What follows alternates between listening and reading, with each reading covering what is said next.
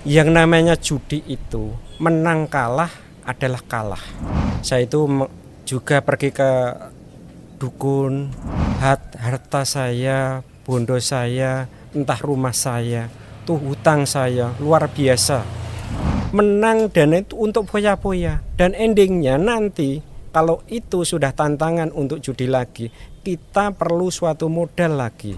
Termasuk rumah saya dulu, perabotan, dan termasuk mas-masan dari istri, atau kendaraan, atau mobil, semua terjual karena apa? Itu judi. Itu pil anti baja, wong saya itu ya sering, ya kalau perang coro Jawa itu geng-gengan itu tidak cuma pakai tangan, pakai senjata loh.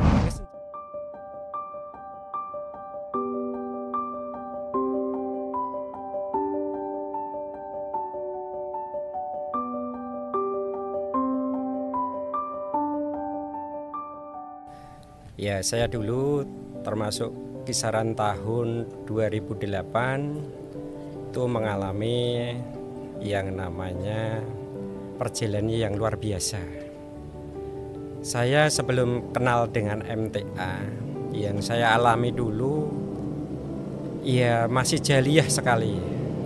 Antara tahun 2008 itu apapun saya lakukan demi termasuk suatu kesenangan dunia. Entah itu yang pertama saya tukang bayaran, saya termasuk ya tukang main lah, coro kasare Jowo itu. Dan yang kedua saya itu juga pergi ke dukun untuk memperlancar usaha.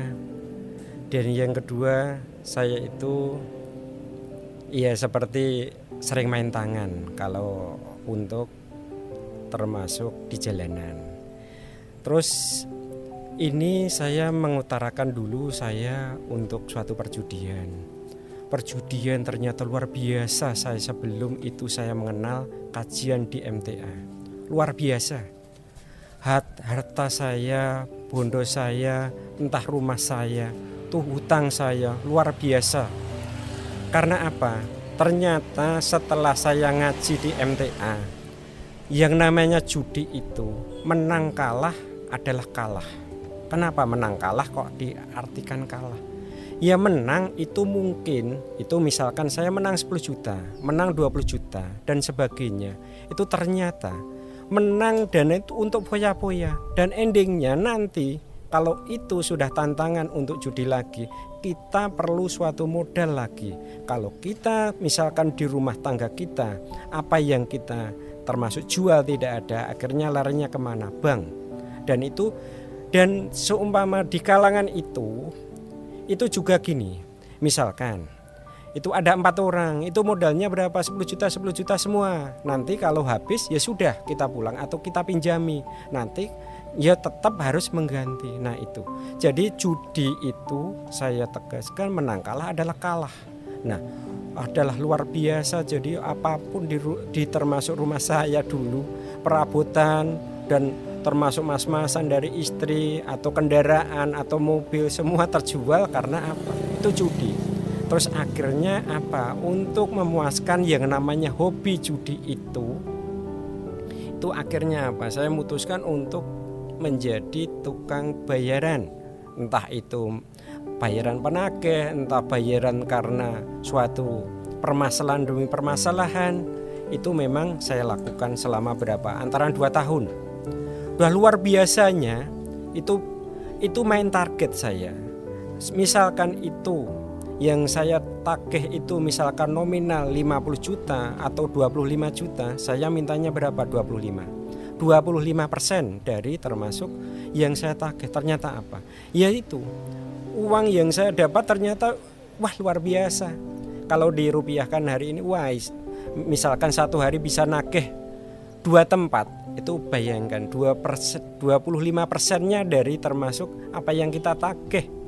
Itu kalau kita termasuk gabung, kalau kita nominal, kita termasuk kita jumlahkan itu 1 bulan luar biasa. Gaji termasuk lebih dari lebih kalau itu kita gunakan dengan cara baik. Ternyata apa? Uang kerjanya juga tidak baik, pasti digunakan dengan cara yang tidak baik. Akhirnya untuk memperkuat itu apa? Dengan termasuk kita, kalau kita menjadi tukang tagih, ternyata di situ juga ada was-was antara keselamatan juga.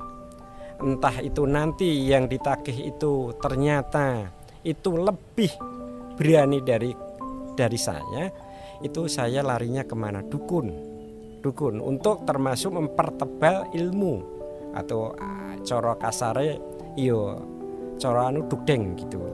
Ternyata saya cari info itu dukun di Solo Raya, entah itu Karanganyar, Sragen, Klaten, Wonogiri, semua sudah saya datangi.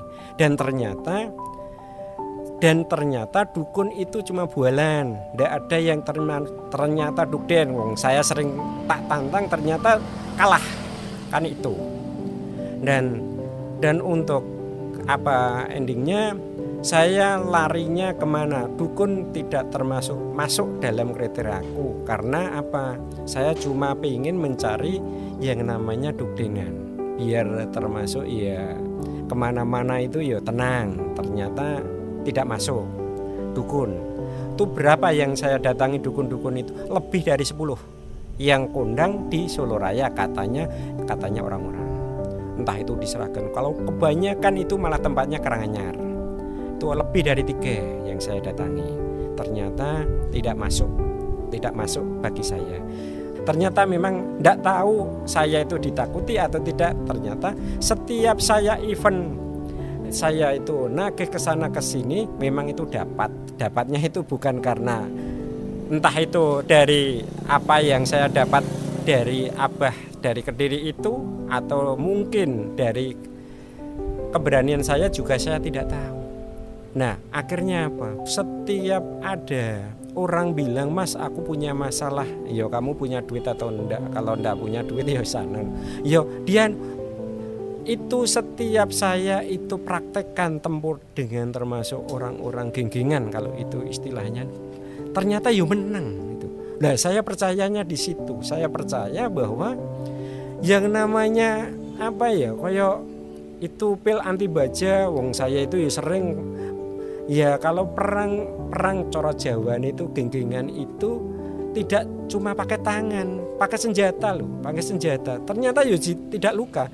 Karena tidak lukanya itu karena gesitnya saya, apa ilmu saya dulu, saya itu masih percaya. Nah, disitulah ternyata bedanya kejelian dengan orang ngaji. Mohon maaf ini karena saya ceritakan seperti itu. Dan anehnya lagi, saya itu termasuk apa?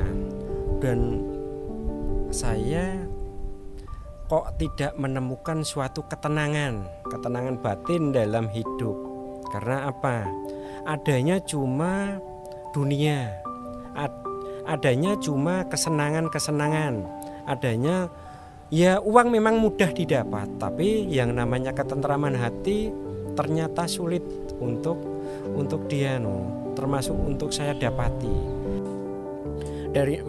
Di situ saya menarik kesimpulan bahwa untuk merubah termasuk perbuatan yang jelek, perbuatan jahiliyah, untuk menuju termasuk perbuatan yang baik seperti khalayak umum, itu ternyata tidak mudah dan biayanya juga tidak sedikit, bila mana itu tidak tahu caranya. Dan setelah saya itu kan di rumah itu seperti apa ya, tiap hari itu, kalau istilah sekarang kan base campnya itu di HI atau di angkringan, itu mungkin jaraknya kan 100 meter dari rumah. Itu tiap hari nongkrongnya di situ. Itu ternyata ada temen yang benci sekali tentang kajian MTA, benci sekali. Saya katakan dia itu benci sekali. Dan akhirnya apa? Dia itu ngomong kepada saya itu bahwa ini ada kajian yang sesat, kajian yang luar biasa, ini nanti bisa bikin masyarakat itu wis morak-marik, coro kasare seperti itu. Poiyo Saya turno yo ngopo lah, wong aku tidak, saya itu juga tidak suka MTA, saya juga tidak benci MTA. Lah karena saya yang pengennya itu apa untungnya saya benci MTA, saya apa untungnya saya termasuk senang MTA, saya tidak termasuk karena saya dulu tidak tahu tentang MTA kan gitu, belum masuk. Nah masuknya itu dari teman saya, walaupun itu teman bencinya setengah mati, malah teman saya itu yang melantarkan saya itu akhirnya ketemu dengan MTA. Terus akhirnya saya mendengarkan radio, ya itu bukan saya itu nyetelnya itu banter-banter. Pertama saya nyetelnya di kamar supaya termasuk orang yang sering pergi ke rumah saya itu tidak mendengar, karena yo gengsi wong saya dulu seperti itu kok mendengarkan kajian MTA seperti itu, apalagi di radio. Dulu sebelum saya ngaji di MTA itu tempat saya itu sering untuk termasuk tongkrongan karena ya mungkin anak buah itu mungkin lebih tiap hari itu lebih dari 5 atau 10 seringnya itu. Dan saya nyetel MTA itu kebanyakan malam karena biar dia itu pulang dulu. Nah setelah saya mengerti tentang sedikit demi sedikit tentang kajian MTA, oh seperti ini. Sebenarnya saya tidak tahu apa yang dikatakan Ustadz almarhum Sukino. Itu memang oh iya, pokoknya saya tahu ini baik. Tapi apa yang disampaikan saya tidak tahu karena otak saya, pikiran saya sementara itu pikirannya dapat uang dan uang. Tapi saya berpikiran bahwa ini kajian MTA itu baik untuk termasuk penenangan dan sebagainya. Dulu saya tahunya seperti itu. Dan juga setelah saya termasuk 1 bulan setelah mendengarkan radio, saya itu belum terketuk untuk termasuk mencari tahu sumbernya, belum. Karena masih terkalahkan dengan keinginan dunia, masih terkalahkan. Saya belum simpati saya MTA, tapi cuma sebagai sharing. Oh saya juga mendengarkan. Dan akhirnya yang benci MTA itu datang lagi dan mengatakan bahwa oh ya Mas kok seperti ini loh, seperti ini, orangnya seperti itu loh. Alah ngopo lah, saya bilangnya yen urusono awakmu dhewe wae, rasa ngurusi wong liya. Saya cara istilah Jawanya seperti itu. Nah akhirnya teman saya juga manut karena dia takut kan gitu. Wis urusono awakmu dhewe wae, rasa ngurusi wong liya. Belum tentu yang tak urusi itu lebih jelek. Saya walaupun saya sejajarnya orang, saya masih bisa menasihati kan gitu. Terus akhirnya saya termasuk kenal MTA itu 2 bulan berikutnya setelah wah kayaknya ini untuk didengarkan terus bagus. Saya masih ada niatan untuk mendengarkan, tapi belum suka. Saya belum suka dengan MTA dan saya juga tidak benci dengan MTA karena dari tadi saya tidak apa untungnya saya benci dan apa untungnya saya itu suka, kan belum tahu. Akhirnya tidak tahu itu siapa yang menggerakkan saya pada waktu itu.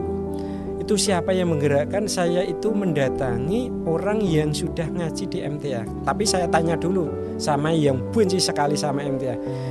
Kampung sini yang sudah ngaji di MTA itu siapa? Saya bilang gitu. Oh si Fulan, kan gitu. Nah akhirnya saya datangi dan saya tanya tentang MTA. Dia takutnya setengah mati. Dia takut dan akhirnya aku itu cuma tanya bukan majelis, kajian MTA. Saya dulu belum kenal yang namanya kata-kata majelis. Kajian MTA itu di mana toh? Oh, mas itu di sana. Dia jawabnya dengan terbata-bata karena mungkin dikira saya mau ngapain dia, tapi dia ngene lho, aku pengen terno. Weh tenan mas.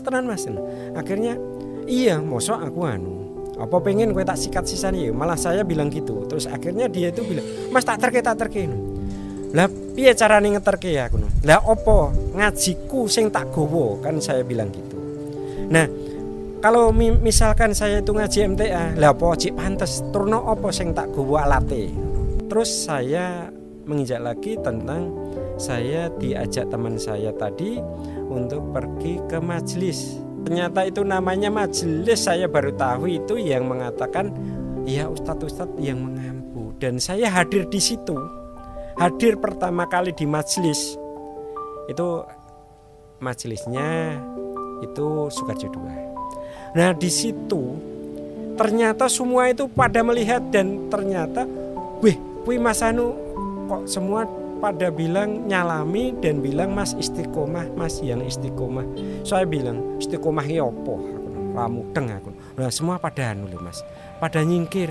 Ada salah satu ustadz, nah sampai sekarang sudah saya anggap seperti bapak saya. Itu namanya Ustadz Sayyid Iman. Itu sampai sekarang itu seperti bapak saya.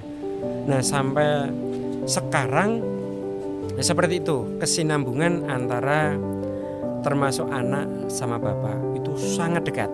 Karena dia yang memotivasi. Dia juga bilang Mas yang istiqomah. Saya bilang Tat istiqomah itu opo, aku ira mudeng aku kan gitu. Terus saya juga bilang mendatangi beliau, Tat aku ngaji antaranya sudah di majelis ini sudah 3 bulan. Tapi kok aku ramu deng opo-opo dan opo sing tak lakukan, aku itu cuma duduk dan kok beda banget karo kajian pada umumnya. Yen sini kok diem kabeh terus aku ki bosen Ustad, kan saya bilang gitu. Kalau di lain kan ada guyunya, ada tepuk tangannya, ada suraan dan sebagainya. Kok beda? Kan saya bilang gitu. Oh njih Mas, gini.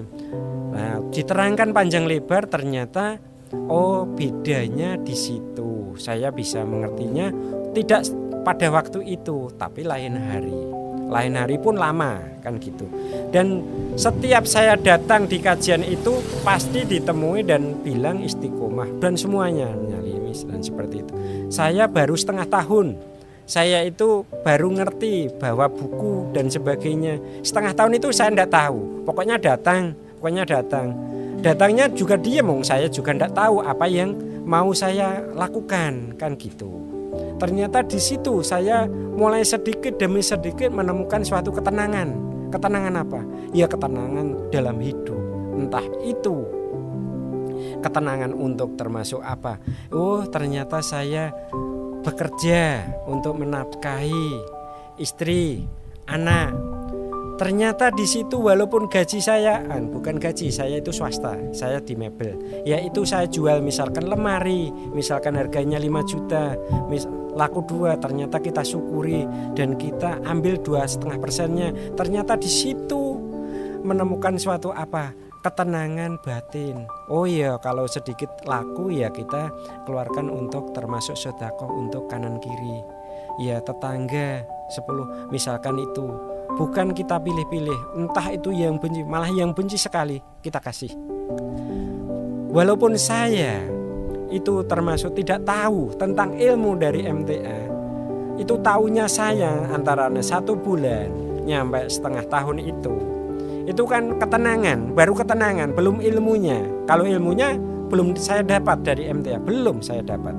Nah itu akhirnya keberanian saya tambah dan semakin tambah karena saya punya keyakinan ini yang untuk lambaran saya untuk nanti belajar ilmu. Nah saya sampai di situ saya memutuskan bahwa saya akan berhenti semua dari kegiatan kemaksiatan, entah itu semuanya. Terus alhamdulillah setelah saya ngaji tambah hari, tambah bulan, akhirnya apa yang namanya saya pekerjaan itu saya nikmati dengan keluarga, dengan hubungan keluarga, dengan tetangga, itu akhirnya tambah saya menikmati dan tambah yang namanya inilah harta yang barokah walaupun sedikit demi sedikit yang saya dapatkan.